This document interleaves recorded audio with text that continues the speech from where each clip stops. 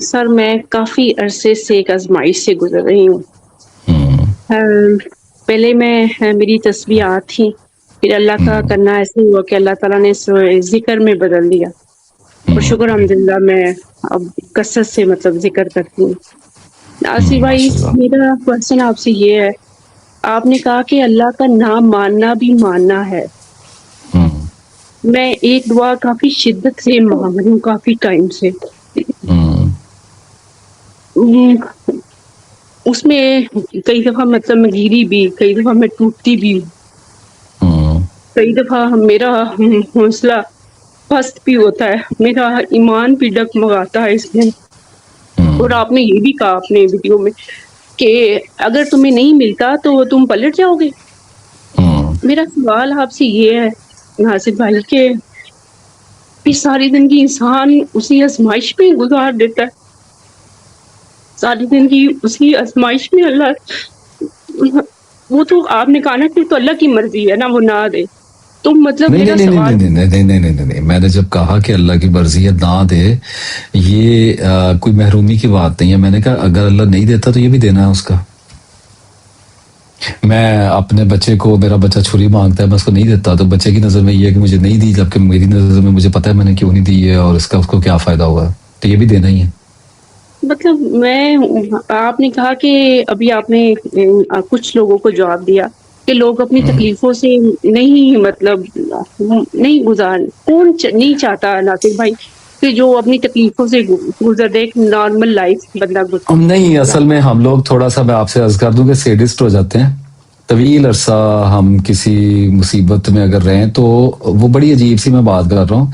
कोई भी तकलीफ़ नहीं देना चाहता, ये अंडरस्टैंड, लेकिन कुछ चीज़ें होती हैं जैसे मियाँ-बीवी के ताल्लुकात ख़राब हो गए। बाप-बेटे के आपस में हो गए, माँ-बेटी के हो गए ताल्लुकात ख़राब, औलाद के साथ हो गया, कोई एक मोहब्बत का मामला था टूट गया और वो फँस गया, तो वो तकलीफ़ पल जाती है हमारे अंदर ना, हम कोई भी नहीं रहना चाहता, लेकिन कुछ तकलीफ़ें रोग की तरह नासूर बन जाती हैं, हमारे अंदर पलने लग जाती हैं। तो एक तरह की उनसियत ही हो जाती है, आदत पड़ जाती है, वो हमारा एक फिर करैक्टर बन जाता है, उसमें हम लोग चल पड़ते, उस तरफ इशारा किया था। नासिर भाई, एक और मेरे हस्बैंड मतलब बहुत ज़्यादा ड्रिंक करते हैं। मैं उनके लिए हर वक़्त, हर शिद्दत से एक ही कहती हूँ, अल्लाह पाक उसको सिरातुल मुस्तकीम पे ले आ, उसको सीधा रास्ता दिखा दे।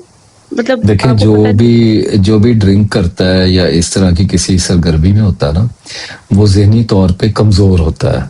उसको तरबियत की ज़रूरत होती है, सबसे पहले उसको अपनी नीयत चाहिए होती है, तो आप उनके लिए दुआ ही माँग सकती हैं, और तो आप कुछ नहीं कर सकती हैं। यही आप करते रहिए, यही हो सकता है, और तो कुछ उनका, आप जो एक आदमी खुद निकलना चाहे, मुझसे बहुत से लोग मिलते हैं जो ऐसी चीज़ों में, खुद मैं भी फँसा हूँ।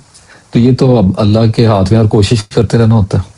मतलब मुझे दुःख इस बात का होता है, बच्चे हैं, वो उस तरह जैसा बच्चों को मतलब टाइम नहीं देना, ये सारा मतलब आपको आपको पता है जो बंदा ड्रिंक करता है वो फिर अपने सेंसेस में हाँ, भी नहीं ऐसे होती। नहीं ये होता, इश्यूज़ बिल्कुल आते हैं। ऐसे।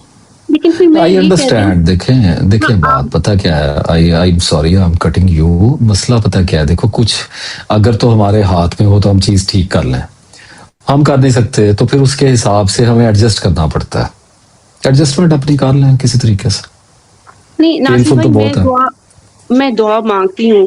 मतलब इसका क्या मतलब है कि मैं माँगना छोड़ दूँ या अल्लाह से, ज़ाहिर है मेरे पास तो सिर्फ़ एक ही है दुआ माँगना, बस मेरे पास सिर्फ़ अच्छा एक ही है देखो अल्लाह ना, से। मैं आपको इसकी एक मिसाल देता हूँ, ये आपके लिए नहीं है, ओवरऑल बाकी सुनने वाले लोगों के लिए।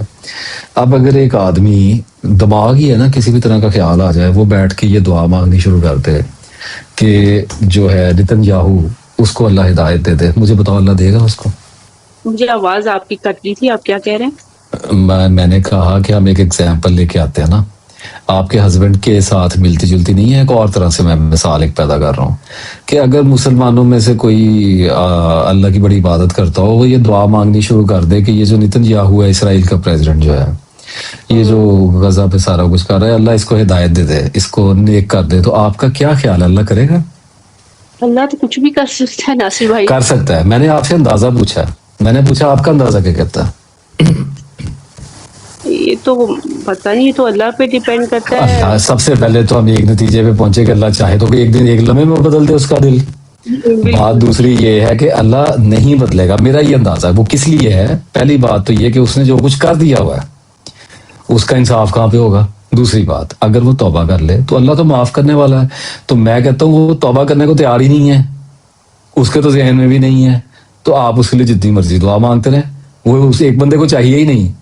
देखो ना, एक आदमी को एक औरत से नफरत है और वो औरत ये दुआएं मांग रही है कि इसको मुझसे मोहब्बत हो जाए, लेकिन वो जिसको जिसको नफरत है वो मोहब्बत करने नहीं चाह रहा, वो कोई सुलह सफाई करने नहीं चाह रहा, तो अल्लाह जबरदस्ती हिदायत भी तो नहीं ना देता। तो ये सिर्फ दो फैक्टर मैंने आपको बताए हैं, कई तरह के होंगे इसके पीछे। तो आप तो अपने हस्बैंड के लिए दुआ कर सकती हैं, वो आप करते रहिए, और कुछ अगर थोड़ा बहुत दबाव डाल सकें, जितना अलाउ किया जाता है आपको, जहां से आगे शटअप कॉल शुरू नहीं होती है, उतना का आप डाल सकती हैं। बाकी अल्लाह के हवाले है, फिर तो उसका काम क्या खाना। थोड़ी सी तंगी आएगी, स्ट्रेस आएगा, वो आप ले रही हैं इतनी देर से, उसमें अपने आप को एडजस्ट करके देखें। अकल इवॉल्व कर जाती है, हम किसी भी तरह की सूरत हाल में जीना सीख जाते हैं। जीना सीखी है तो यहाँ तक आ गई है ना आप, तो आगे भी अल्लाह ताला गुजार देगा, और अल्लाह आपके हस्बैंड को हिदायत दे, तो हो सकता है वो छोड़ दे। और देखो, दुआ मांगना कभी ना छोड़ो, लेकिन दुआ के कबूल ना होने पे कभी रंजीदा नहीं होना चाहिए।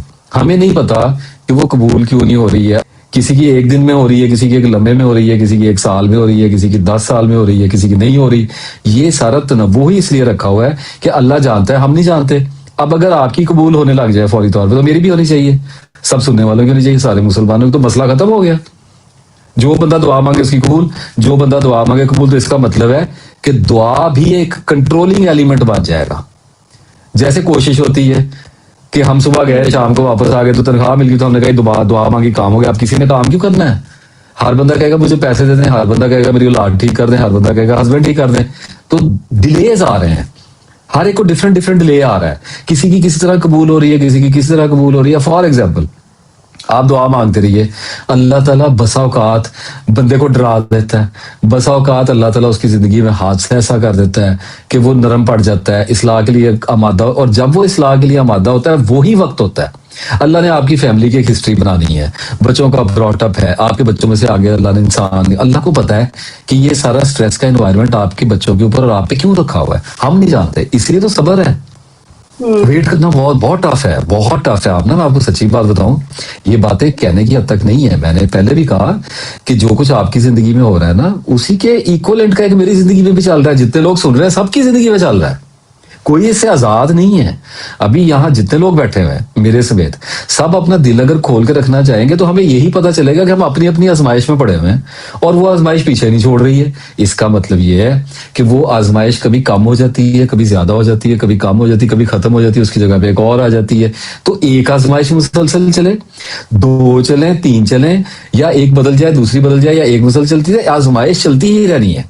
हाँ, हमारे असाब टूटते हैं, उसके लिए हम देखो तस्बीह करते हैं, नमाज पढ़ते हैं, कुरान पढ़ते हैं, और फिर थोड़ा सा पता है क्या है, अपने आप को डॉज कर लिया करें, मैनेज कर लिया करें, ध्यान हटा लिया करें। ये सारा कुछ मिला के हमने सिर्फ एक कोशिश करनी होती है कि हम दुनिया में ऐसे गुजर जाएं किसी तरीके से, बच बचा के। ज्यादा स्ट्रेस ना लें।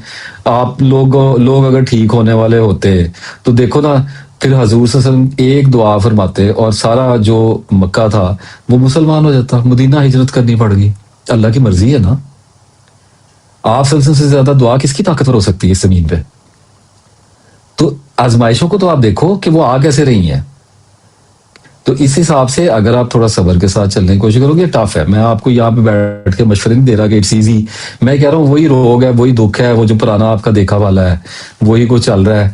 उसी में अल्लाह बेहतरी जरूर लेके आएगा, लेकिन वो जैसे लेके आएगा वो अल्लाह को पता है। और बसा औकात, ये भी सुन लें, बाज औकात कोई एक करैक्टर ऐसा होता है, कोई एक मामला घरों का ऐसा होता है जो उलझा हुआ ही चलता रहता है, और वो ऐसे ही फिर मिजाज पुख्ता हो जाते हैं और कोई बेहतरी नहीं आती। वो भी अल्लाह को पता है कि क्यों नहीं आ रही। यानी बहुत सारे खानदान आप देखोगे कि गुर्बत में फंसे हुए, ठीक ही नहीं हो रहे हालात। बहुत सारे देखोगे जो अमीरी में फंसे हुए, गरीब होते ही नहीं है, जुल्म भी करते रहते हैं। तो ये अल्लाह को पता है कि क्यों हो रहा है ये सारा कुछ। हम अब कैसे जवाब निकालेंगे? अगर हमारे पास जवाब निकलते, सब्र करने की क्या जरूरत थी? मुझे एक बात बताओ, अगर आपके पास सोल्यूशन होता, आप सब्र कर सकते हैं? तो अगर हमें पता हो कि हल क्या है, तो हम सब्र क्यों करेंगे? इसका मतलब हल नहीं है ना। जो काम अल्लाह के इख्तियार में है, सारा ही काम अल्लाह के काम पे इख्तियार तो सिर्फ अल्लाह को ही है। तो हमारे हाथ में सब्र है, हम सब्र करते हैं। सब्र ही असल में कबूलियत होती है।